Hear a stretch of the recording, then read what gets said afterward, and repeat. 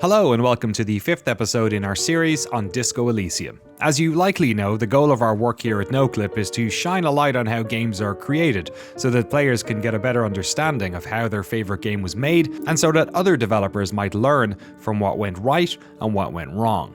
We just spent 4 episodes largely talking about what went right, but undercurrents of dissatisfaction and stress were only building as production moved forward. Friction within the writing team would only increase when the decision was made to split them up between Estonia and the United Kingdom.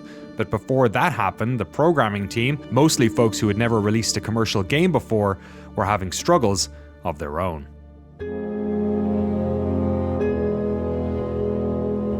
I think the whole development room was being like passively observant of the like deadlines or feature creep, because like it took a toll on us of course, but on the other hand it was also like you could feel that the art team was making their greatest start that they could, while we could do really mediocre programming because of that. The fourth cabinet was done by Markus Rondo. I hear he didn't really like menus at the end of that, and then he was a really cool programmer to work with. A lot of the very basic movement stuff in the beginning of the game was done by Veljo Hagu, and then a lot of the cinematic programming was done by Mikk Luiga. Juan Zhang, the VO producer who later pulled out the VO, came in to help with the sound, and Andrus Laansalu, the sound designer was still on the project. We had like more professional people arrive as well, like Ott and also Liisi, my longtime friend from university, who is I think one of these remarkable programmers who can refactor huge things. Right near the ending stretch, we got what Irv called a hardcore progeatar. Progeatar is the programmer, but programmeress, or like in Estonian.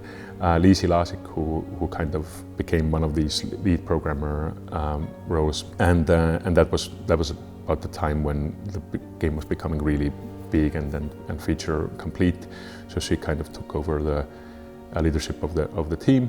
I got to go to the show floors, to the Great PAX East and to the German Gamescom, and do the show floor grind and hustle and really try to sell your game to all these nerds. And it was wonderful. It's oh my God, some of the happiest memories. First of all, oh my God, it's a trip. You get to go on a trip with the guys. That's already wonderful. In some ratty ass Airbnb in like a Boston suburb. Oh my God, America, are they gonna shoot us dead in the street? What's gonna happen? It's the scariest place on the planet, America. But yeah, going to these shows and showing the game to our future fans was very nice. We learned an interesting fact there, that it seemed to be that the core audience of this game who would appreciate it the most were, of course, middle-aged men and teenage girls. Right. Yes. The middle-aged men, I guess, found something to identify with, and teenage girls found a work of art that wasn't condescending towards them. My favorite thing that I overheard when like quite a young girl got off from playing it, and then the mother, who had been like watching over her shoulder, was like, the girl said, oh my God, what was it? Mom, no more League of Legends.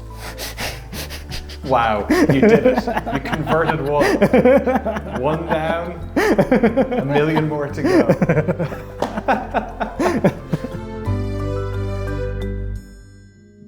It is very hard to title games generally. It turns out there's some kind of rules to titling them. And so the way I did it was called No Truce with the Furies, which clearly is not going to work for a successful entertainment product, and we were told, like by British journalists. And then I basically bounced words together for 2 years. And then I had a playlist that I'd made a long time ago called Arno Van Ek's Disco Elysium. And I took it from there, Disco Elysium. And everybody hated it. Everybody said it was a bad title and we got to change it again. A friend from an ad agency called me and said that it's embarrassing. Our at that time, American publishing related friends told us, I don't know if you Eastern Europeans know, but here in America, disco is dead. So they thought that we're like Borat. Wearing bell bottoms. Borat is trying to say, hey, you guys like disco, we named it disco. Literally, we had to go against almost everyone's advice, which is one of the hardest things to do. But it was going to work because it's kind of like an anime title. Like it's the same kind of logic that they have. It Googles really well. It's really pretty. It's a good combination, and it has the word Elysium in it, so it kind of takes ownership of this very desired word. You know, like everyone wants their stuff to be called Elysium something, and it takes ownership through this kind of comical indie, the disco angle of it. It was, some people still don't think it's a good title for it, but it was the hardest creative job on the whole thing, coming up with that name. With hopeful release dates constantly on the horizon, pressure was non-stop. The writing team was still crafting characters and editing, but progress was often slow, and Robert still hadn't come up with an ending for the game. Leadership was under pressure from investors to get the game out without further investment, and the programming team, even with the help of some experienced new hires, were struggling to finish. It should be mentioned, even if I'm not prepared to get into specifics, that the shadow of substance abuse lingered over many of the people working on this game. There was no shortage of personal ghosts being fought during the development of Disco Elysium. I believe that we should respect people's privacy when it comes to issues of alcoholism or drug abuse. They are, after all, victims too. But to not mention this element would be to ignore something that did have a meaningful effect on production. Many of the people I talked to specifically brought up drugs as a destructive factor within the team, either used recreationally or, more worryingly, as a means to get through the production. Many of the people who worked on Disco Elysium during this period suffered greatly due to drug abuse in particular, and some of them have sadly never fully recovered. The project was not running well, and with Robert at the creative centre, burnt out, overburdened and still clawing onto creative control, some of the team felt that change was required. But for at least one member of the team, the broth had already been spoiled, and it was time for them to leave. It was like a weird time.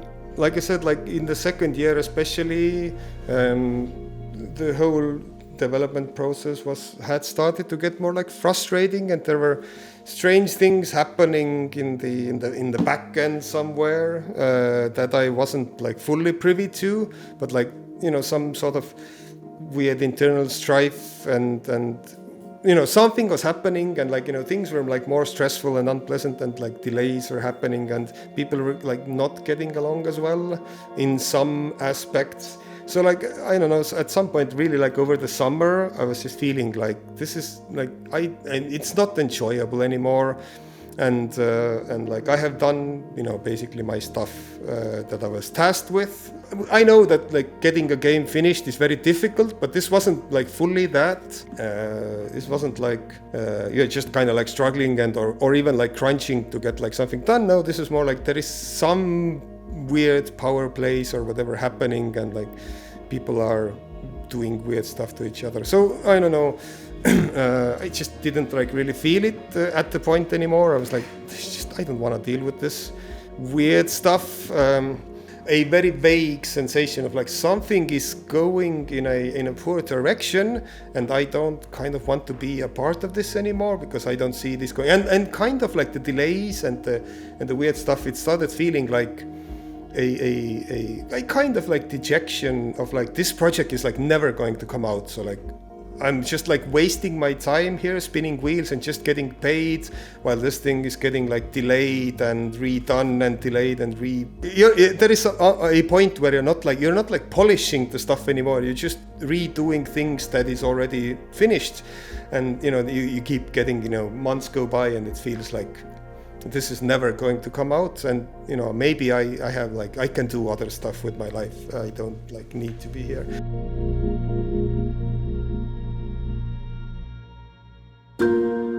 While all this was going on, Karo Kender, an original Zaum Cultural Association member and the executive producer who was responsible for getting funding for the project, was embroiled in a controversial court case regarding the contents of a novel he may or may not have written. In 2017, Karo was acquitted of charges and decided to move to London to start up a satellite studio.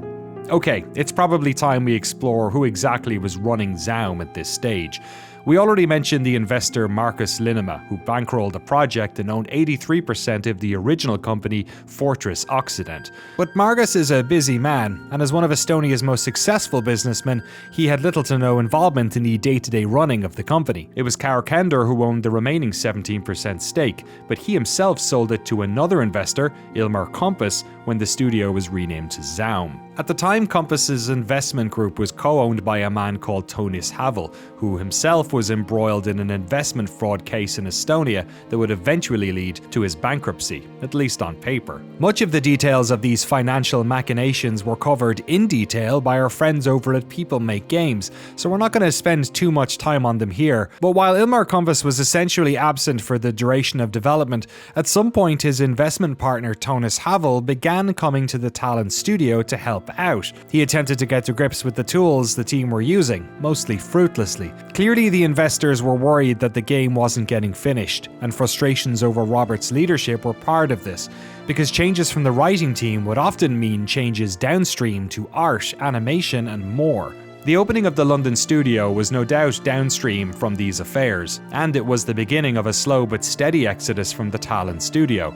The logic was that if the studio was housed in the UK, it would have access to more talent, more favourable business conditions, and the established network of marketing, PR and games press that London enjoys. Crucially though, Robert, Argo and Helen would also move to the UK, though they would reside in the diverse artistic seaside city of Brighton, away from the rest of the team so they could finish their writing and unclog this critical block in the game's production. In hindsight, it's tempting to analyse this decision, especially given some of the broader financial plans happening with management. Was this decision made to give Robert and his inner circle more space or direction? Was it done to simply get Robert out of the Tallinn office? Were there financial or legal reasons that would be beneficial to management? In any case, not all of the Estonian writing team would make the journey. Olga, who was point person between many of the game's teams, would be left in Estonia.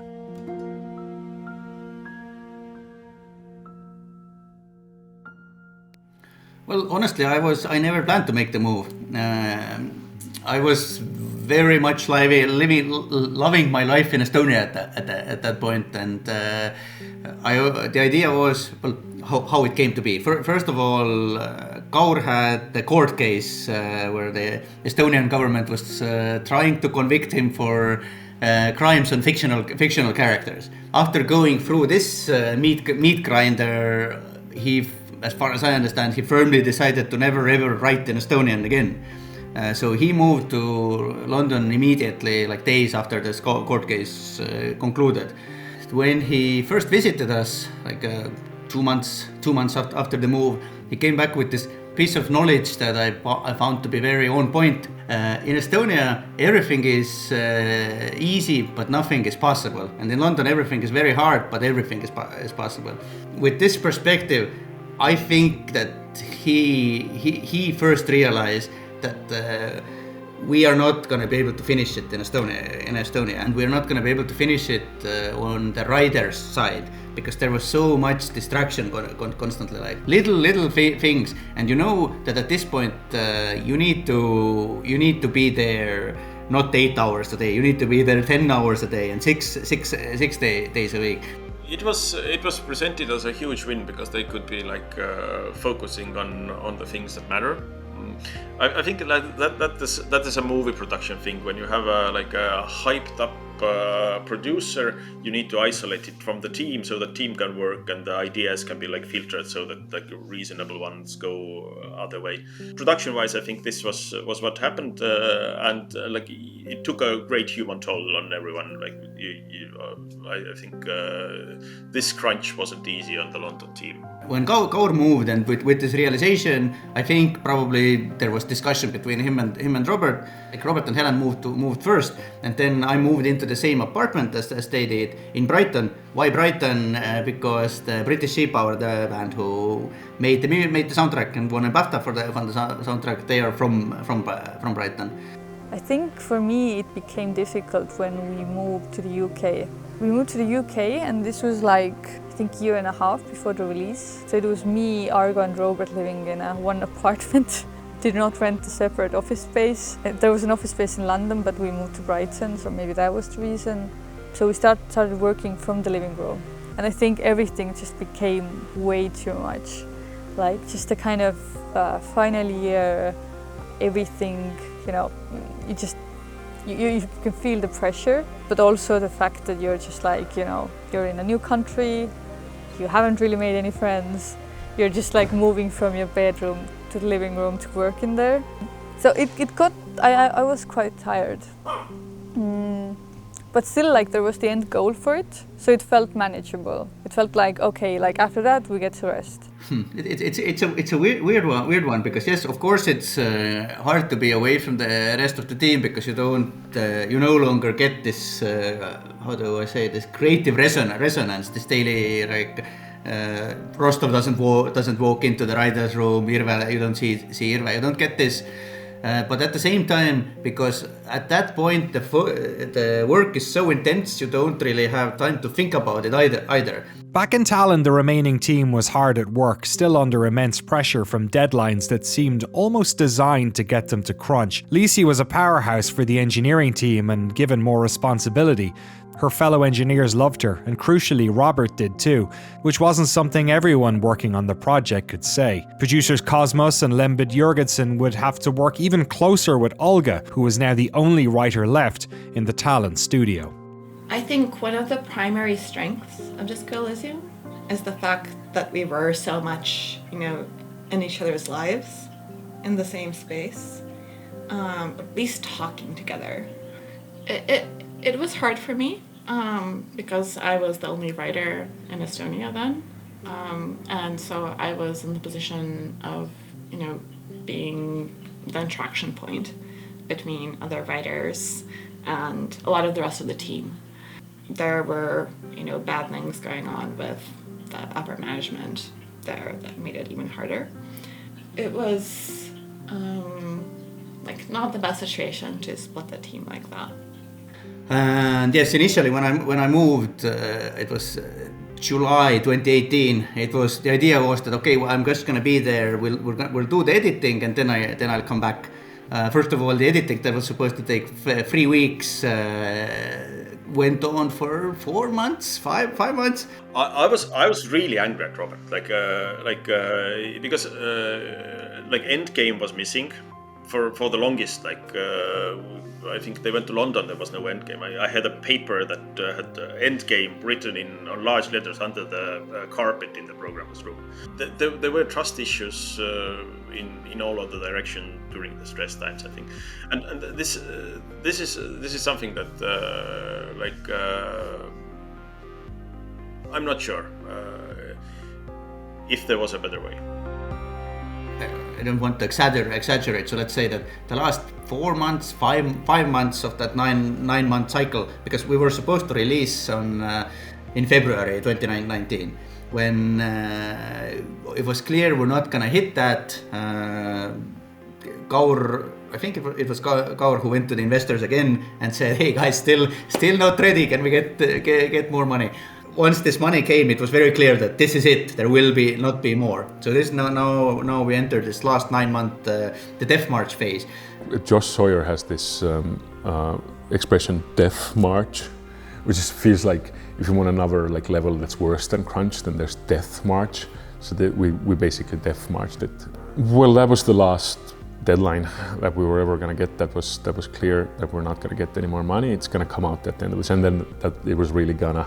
I was out of any kind of excuse to clearly win more time for it, which is all you really want to do as a developer. You just don't want to release anything with bugs that ruins people's mood. To work something for 5 years to delight people and then to have it bug out on them, it's just tragic. So but because it was now finally achievable, it had to be achieved, because there weren't very good arguments against it. never during the making of Disco, even the crunch times, do I remember there being pressure to crunch from anywhere else than from the inside. Like Robert never said that you have to do overtime, you have to be working on weekends. I never got that vibe even from the management. But internally, you look at it and you know, and not only do you know, you want to do it because like to this day, writing this stuff, it's literally the funnest thing I've ever done. Like I've had more fun doing this than playing any game.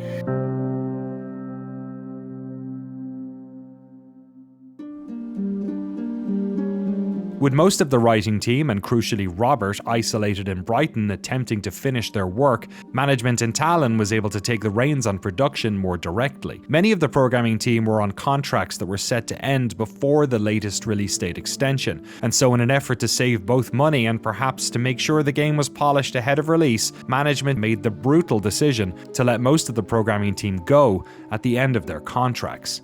With 5 months left on the project, a white label company in Poland by the name of Knights of Unity were hired to finish Disco Elysium, with single engineer Markus Rondo staying behind. Oh, Markus Rondo! I don't want to forget Markus Rondo. He was such a sunshine, even in the very last days before the launch.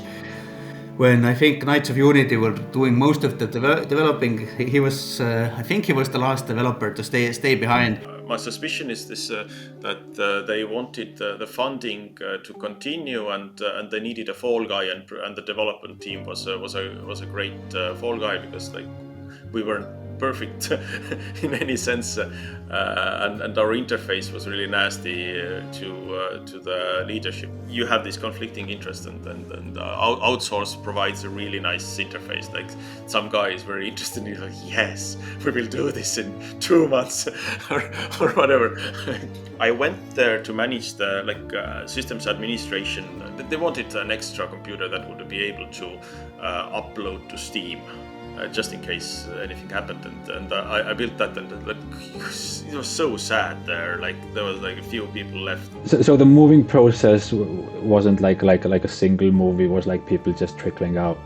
There was a weird spot where we, I think, signed different contracts. I didn't really know what was going on, because I was like, in hindsight, I was safe. I was going on with a lot of them, but I do understand there were some people being let go in not the most correct way, I guess, and I don't really know what was going on there.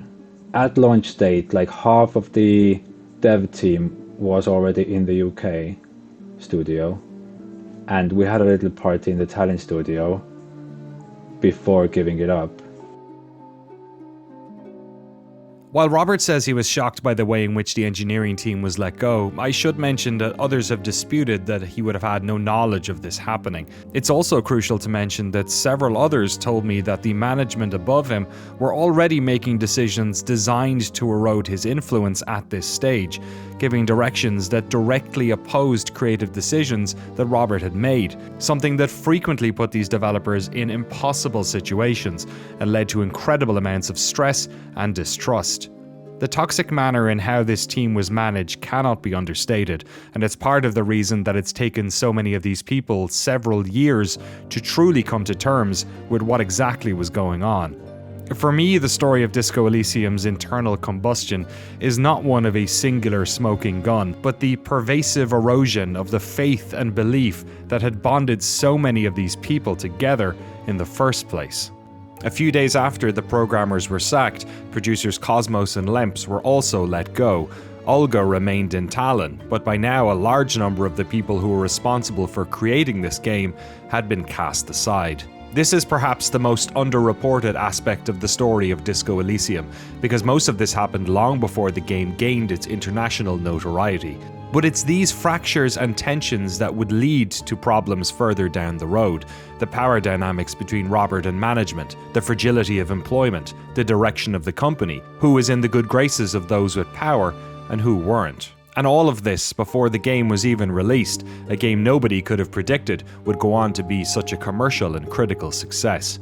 Disco Elysium's death march did eventually come to an end in October of 2019. The game was released, and over the coming weeks and months, word would slowly grow about this incredible new CRPG that had emerged from the Baltics. But for the people who had made the game, those who were fired and those still remaining, who had toiled for years and experienced brutal crunch to get it out the door, there was no parade. The shell shock of their labour had left them shadows of their former selves.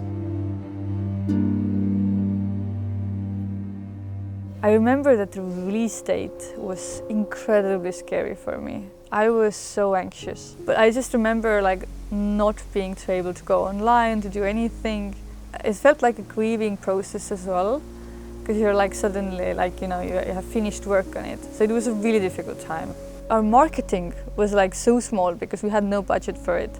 So I think it also took a while before the reviews started coming in, and before there was like some kind of a consensus. When now suddenly this tension dropped, like cortisol levels suddenly go all the way down, then first of all I think we all got sick, of course, obviously, because the body has been postponing this sickness for so long. But the second thing was that this incredible numbness came over. As you see these positive reviews and awards roll in, the crazy thing is that you don't really feel it. Like you feel it as if it's happening to like a fictional character somewhere, or like really honestly it took years. It took watching YouTube essays like Noah Caldwell-Gervais essay on Disco Elysium, for example, to actually start feeling this triumph of it. It was like I think 2 days after release where I was like, I'm gonna have to go on Metacritic.com now. It felt to me like God was giving me a number, and I was finally gonna find it out. And if it is going to be less than 90, then God made a mistake in making me. Like, it was that important to me. I had promised to the investors, I'm going to make a 90 plus Metacritic game. You're kidding. I promised that. Wow. Many times over, and you should not make that promise, but I promised it. And then when I saw it was 90 plus, I didn't feel a single sliver of happiness or even relief. I only remembered the kind of adrenaline like paralyzing me. And I think it didn't hit me until the Game Awards show that we've really become big. Because it just seemed that, okay, we've like released this super indie game. We definitely did not have the super many players in the first few weeks. It was something like that kind of gained momentum and built up later. So when we went to LA, I remember sitting there going for the Game Awards, and then just the producers there would come up and ask me oh, hey Helen, okay, you make sure you're sitting here, make sure that you're not leaving anywhere, and things that I now realize are very clear signs that you're about to win something, but I didn't understand anything.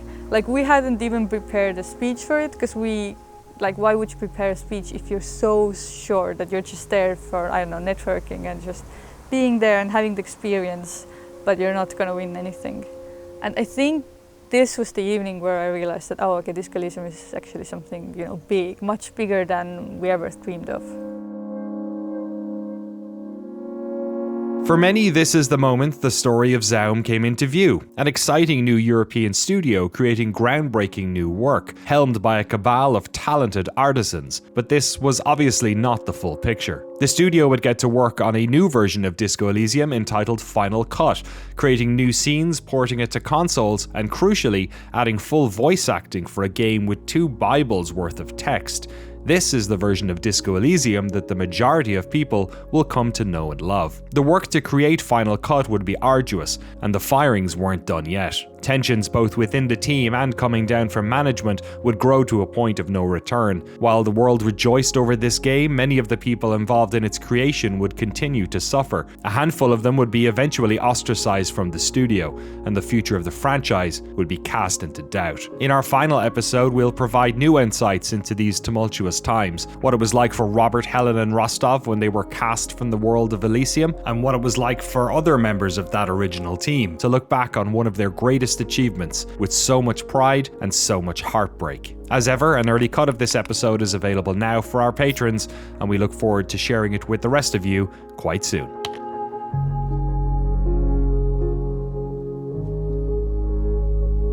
So to be brutally honest, during the whole of development, I was hoping that Disco Elysium would be like an underdog cult hit that didn't do so well on release, kind of like Lynch's Dune or something. It was like, it wasn't critically very well received, but it's a cultural pivot point, I guess. And I was hoping for Disco Elysium to be culturally significant and not necessarily, I guess, financially a success. But it was like so well received, and I'm gonna have to play it again one of these days to see what the fuss is about. Yeah, it was quite surreal. We were shipped off to Las Vegas to, like, I don't know, receive the accolades and I don't know, all these veteran industries are sort of shaking your hand and giving you maybe slightly weird sly winks and welcome to the industry, as if it's a bit of a challenge or something. I don't know, but just like, yeah, showered with praise. They say it is not good for the ego of the artist to, like, get all that niceness, but it is of course sugar sweet.